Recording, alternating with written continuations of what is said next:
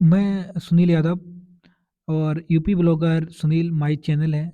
तो मेरे चैनल को सब्सक्राइब कर लेना, जिससे आपको नोटिफिकेशन मिल जाए। और मैं आपको हिंदी का पार्ट नंबर 7 देने जा रहे हैं, जिसमें आज काल के बारे में बात करेंगे कि काल क्या होते हैं। तो मैं बात करते हैं काल। तो अर्थ, इसका अर्थ क्या है? समय। कार्य का अर्थ ही समय होता है। जो कार्य समय के अंतराल में पूरा होता है उसे हम काल कहते हैं। काल के भेद कितने हैं? तो काल के 3 भेद होते हैं: वर्तमान काल, भूतकाल और भविष्य काल। अब मैं एक एक करके आपको बताएंगे कि वर्तमान काल क्या होता है।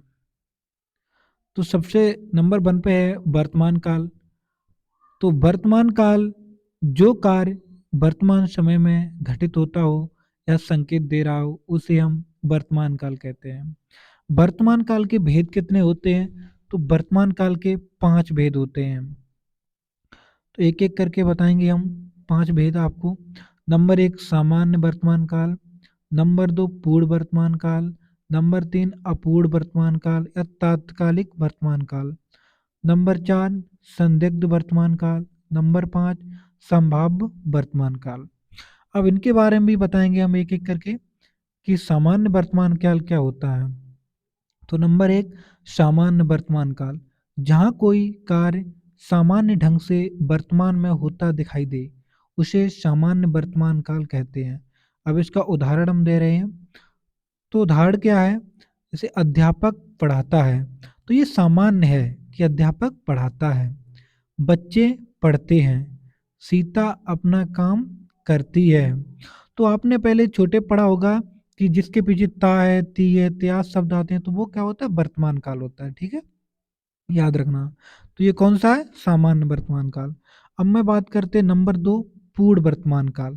तो ये क्या होता है? जहाँ पर वर्तमान काल का कोई कार्य पूरा होते प्रतीत हो अथवा पूरा हुआ प्रतीत हो, वहाँ क्या होता है? पूर्ण वर्तमान काल।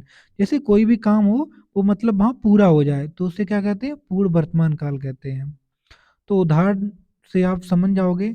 जैसे पिताजी टहलकर आ गए हैं, तो पिताजी टहलकर आ गए मतलब काम पूरा हो गया है। अलका अपना निबंध पूरा कर ली कर ली है और हमने स्नान कर लिया है। तो यहाँ मतलब मैंने स्नान कर लिया तो वो काम पूरा हो चुका है, तो वहाँ कौन सा होता है? पूर्ण वर्तमान काल। ठीक है। तो नंबर 3 की बात करते हैं हम। तो नंबर 3 पर है अपूर्ण वर्तमान काल, जहाँ पर वर्तमान काल का कोई कार्य पूरा ना होने का संकेत दे रहा हो, वहाँ कौन सा होता है? अपूर्ण वर्तमान काल होता है। जैसे अध्यापक पढ़ा रहा है, तो अध्यापक ने अभी मतलब पढ़ाया नहीं है, अध्यापक पढ़ा रहा है, तो वो काम कंटिन्यू चल रहा है, तो वो कैसा है? अपूर्ण है, मतलब पूर्ण नहीं हुआ है। जैसे छात्र पढ़ रहे हैं, तो ये भी अपूर्ण है। राधा कमरे में नाच रही है, तो जो राधा है वो कमरे में नाच रही है, मतलब ऐसा नहीं कि उसने नाच के बंद कर दिया हो, तो वो नाच रही है, तो इसका मतलब ये कैसा है? ये अपूर्ण है, अभी वो काम पूर्ण नहीं हुआ है। ठीक है। पिताजी बगीचे में टहल रहे हैं, तो अभी वो टहल रहे हैं। ठीक है। कॉन्टिन्यू वाले होते हैं वो अपूर्ण होते हैं। अब मैं बात करते हैं नंबर 4। तो नंबर 4 कौन है? संदिग्ध वर्तमान काल। इसमें क्या होता है? जहाँ पर वर्तमान काल का कोई कार्य पूरा होने में संदेह हो, उसे क्या कहते हैं? हम संदिग्ध वर्तमान काल कहते हैं। तो उदाहरण की बात करते हैं हम। पिताजी बगीचे में टहलते होंगे, तो यहाँ ये नहीं बताया कि पिताजी टहल रहे हैं या टहल चुके हैं, ऐसा नहीं कहा गया। टहलते होंगे, तो मतलब ये मुझे संदिग्ध है, शायद टहलते होंगे या नहीं, तो मुझे यहाँ संदेह है। ठीक है। माता जी रसोई में खाना पकाती होंगी, मतलब यहाँ मुझे मुख्य नहीं पता है कि शायद वो पकाती होंगी, मगर वो पकाती होंगी, तो शायद पकाती होंगी, तो यहाँ क्या मुझे संदेह है इस बात पर अभी। बच्चा चारपाई पर सोता होगा, मुख्य नहीं पता कि शायद सोता होगा या नहीं सोता होगा, मगर यहाँ कहा गया सोता होगा, तो मुझे यहाँ संदेह हो रही, तो कौन सा है वहाँ? संदिग्ध वर्तमान काल होता है। ठीक है। अब मैं बात करते हैं नंबर 5 की। तो 5 में क्या है? संभाव्य वर्तमान काल, जहाँ पर वर्तमान काल के किसी कार्य में अभी अभी पूरा होने की संभावना हो, वहाँ संभाव्य वर्तमान काल होता है। आप उदाहरण से समझ जाओगे। लगता है पिताजी टहलकर आ गए हैं, तो ऐसा लग रहा है ये काम अभी हुआ है तुरंत, कि पिताजी अभी टहल के आए, तो यहाँ संभावना दर्शा रहे हैं। ठीक है। तो ये कैसे है? संभाव्य वर्तमान काल। तो इसमें दिया हो कि अभी अभी वो कार क्या हो, अभी तुरंत हुआ हो। जैसे नौकरानी शायद दरवाजे पर खड़ी है, तो वो काम अभी हुआ है, ठीक है। किसी ने कहा हो तो अभी तो कहा होगा, ठीक है। तो याद कर लेना, जो संभाव्य होता है वो थोड़ा जल्दी होता है कार्य। अब मैं बात करते हैं भूतकाल की। तो वर्तमान काल हो गया, तो वर्तमान काल के 5 भेद थे। अब भूतकाल की बात करते हैं। तो जहां पर कोई कार्य बीते समय में पूरा हो जाने का संकेत हो, वहां पर कौन सा काल होता है? वहां पर भूतकाल होता है। उदाहरण के लिए, पिताजी गांव चले गए, मतलब पिताजी गांव चले गए तो ये काम पूर्ण हो चुका है, ठीक है। बच्चा चारपाई पर सो गया, तो ये काम कैसा हो गया? ये भी पूर्ण हो गया है, ठीक है। तो कौन सा काल होता है वहाँ? भूतकाल होता है। अब मैं बात करती हूँ भूतकाल के भेद कितने हैं। तो भूतकाल के 6 भेद होते हैं। तो एक एक करके हम पहले समझा दें आपको। तो नंबर 1, सामान्य भूतकाल, जहाँ पर किसी कार्य के बीता होने का संकेत हो, वहाँ पर सामान्य भूतकाल का रूप होता है। जैसे उदाहरण की बात करें हम, नौकर चला गया, तो ये सामान्य चीज है कि नौकर चला गया, ठीक है। छोटू ने अपना पाठ पूरा याद कर लिया है, तो ये सामान्य भूतकाल है कि मतलब छोटू ने अपना पाठ पूरा याद कर लिया है, ठीक है। यहाँ कुछ कोई चीज मतलब ना संकेत दे रही ना कुछ, ये सामान्य है केवल। अब मैं बात करते हैं पूर्ण की। तो नंबर 2, पूर्ण भूतकाल क्या होता है? जहाँ पर भूतकाल का कोई कार्य बहुत पहले बीत जाने का संकेत मिले, वहां पर पूर्ण भूतकाल होता है। जैसे 15 अगस्त को देश आजाद हुआ था, तो वो काम अब पूर्ण हो चुका है। बहुत पहले की बात है, 15 अगस्त को देश आजाद हुआ, ठीक है। माता जी पहले ही खाना बना चुकी थी, तो ये काम पहले हो चुका है। और वो काम जब पूरा हो जाता है तो उसे क्या बोलते हैं? हम पूर्ण भूतकाल बोलते हैं, ठीक है। अब नंबर 3 की बात करते हैं, आसन्न। तो आसन्न भूतकाल क्या होता है? जहाँ पर कोई कार्य अभी अभी हुआ हो, वहाँ आसन्न भूतकाल होता है, ठीक है। उदाहरण के लिए, नौकर तो घर में दूध रखकर अभी अभी चला गया, गाड़ी अभी अभी छूट गई, तो ये काम अभी हो रहे हैं तुरंत, तो उसे हम आसान, मतलब जो काम तुरंत हो उसे आसान भूतकाल बोलते हैं, ठीक है। अब मैं बात करते हैं नंबर 4 की। तो 4 में क्या आता है? अपूर्ण भूतकाल आता है। जहाँ पर कोई कार्य अपूर्णता को दिखा रहा है, वहाँ पर अपूर्ण भूतकाल का रूप होगा। जैसे उदाहरण में, बच्चा चारपाई पर सो रहा था। अब आपको इतना तो पता है, जहाँ था है, थी है, आ शब्द आते हैं, तो वहाँ भूतकाल तो होता है। लेकिन बच्चा चारपाई पर सो रहा है, मतलब मुख्य नहीं पता है कि सो रहा है शायद नहीं सो रहा है, तो वो अपूर्ण है अभी, ठीक है। अभी वो सो रहा है, मतलब पूर्ण रूप से सो, ऐसा होता है जैसे सो के जाग जाए तो वह काम पूरा हो जाता है, तो सो रहा है तो उसका मतलब अपूर्ण है, ठीक है।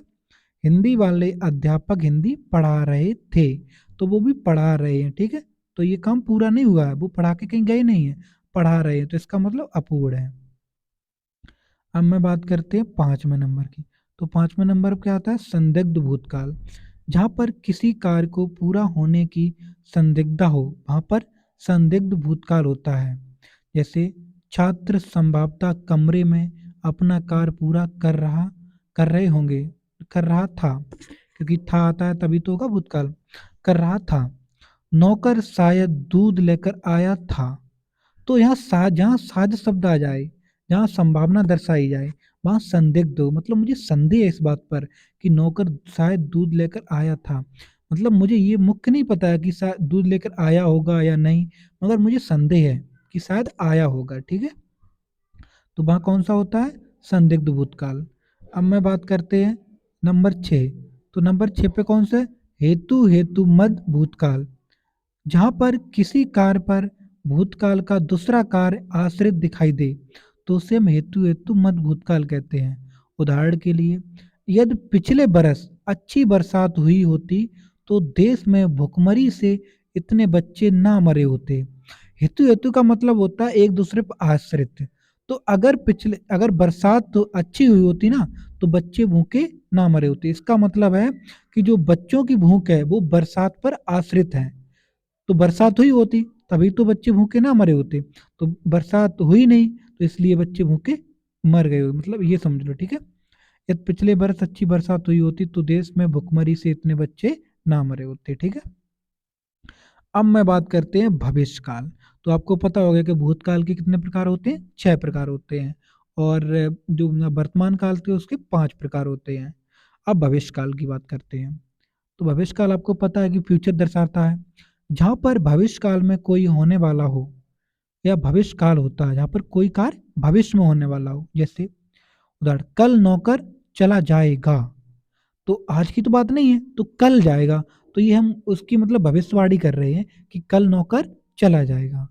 अगले रविवार को परीक्षा इलाहाबाद में होनी है या होगी, ठीक है। तो मतलब मैं भविष्यवाणी कर रहे हैं कि अगले रविवार को परीक्षा इलाहाबाद होगी, ऐसा नहीं कि हो ही जाए, मैं केवल भविष्यवाणी कर रहे हैं, ठीक है। अगर हो जाएगी तो उसे हम पूर्ण कहते हैं, तो ये पूर्ण नहीं है, ठीक है, हो सकती है। अब मैं बात करते हैं भविष्यकाल के भेद। तो भविष्यकाल के भेद कितने होते हैं? तो भविष्यकाल के 3 भेद होते हैं, ठीक है। भविष्यकाल के 3 भेद होते हैं। नंबर 1, सामान्य भविष्यकाल, जहाँ पर भविष्यकाल में कोई कार्य कोई कार्य होने की संभावना हो, वहाँ कौन सा होता है? सामान्य भविष्यकाल होता है। उदाहरण की बात करते हैं, कल वह चला जाएगा, तो ये सामान्य है, लेकिन है तो वो भविष्यकाल, क्योंकि वो कल चला जाएगा।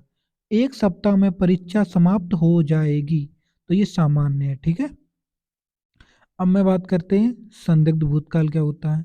संदिग्ध का मतलब होता है मुझे संदेह हो वहाँ, जहाँ पर भविष्यकाल में किसी कार्य के होने की संभावना या संदिग्धता हो, वहाँ पर संदिग्ध भविष्यकाल होता है, ठीक है। उदाहरण के लिए, शायद पिताजी घर पहुंच गए होंगे, तो मुझे ये मुख्य नहीं पता है कि पिताजी घर पहुंच गए, तो शायद, तो यह मुझे संदेह है इस बात पर कि पिताजी घर पहुंचे होंगे या नहीं पहुंचे होंगे, ठीक है। तो यहाँ कौन सा है? संदिग्ध ये भविष्यकाल है, ठीक है। लगता है 1 घंटा में बरसात शुरू हो जाएगी, ऐसा नहीं कि शुरू हो जाए, मुझे संदेह इस बात पर कि मुझे लगता है शायद 1 घंटा में बरसात शुरू हो जाए, तो ऐसे शब्द आ जाए तो समझ लेना वहाँ संदिग्ध भविष्यकाल होता है, ठीक है। अब मैं नंबर 3 की बात करते हैं, तो 3 नंबर में कौन सा है? 3 नंबर में हेतु हेतु मद भविष्यकाल, जहाँ पर भविष्यकाल में कि किसी बात पर भविष्य की दूसरी बात पर निर्भर हो। जैसे उदाहरण, यदि आप लोग अधिकारी बन जाएंगे तो आप लोगों का विवाह भी जल्दी हो जाएगा, और ये सच बात है, मैं भविष्यवाणी कर रहे हैं। अगर कोई अधिकारी इंसान बन जाएगा तो उसका विवाह भी जल्दी हो जाएगा, ठीक है। तो मतलब एक दूसरे पर आश्रित हैं, अगर तुम अधिकारी नहीं बनोगे तो शायद आपका विवाह नहीं होगा, तो एक दूसरे पर आश्रित हैं, ठीक है। तो इसलिए आप अधिकारी बन जाओ जिससे आपकी शादी हो जाए, तो अच्छी बात है। तो यहाँ पर मैं एंड कर रहे हैं, और हो सके तो ये वीडियो आगे शेयर करना जिससे और भाइयों को फ़ायदा हो जाए। और ये हिंदी बेसिक है, अगर ये हिंदी पढ़ोगे ना तो आप यूपी पुलिस में, सच बता रहे हैं, 37 में से 32-33 आराम से क्वेश्चन करके आओगे। कि हम जब इसके प्रैक्टिस सेट लगाते तो मेरे आराम से 34-35 आ रहे हैं, ठीक है। तो मेरे चैनल को सब्सक्राइब करना, हाँ कमेंट जरूर करना अगर आपको अच्छा लगे वीडियो तो। Thank you.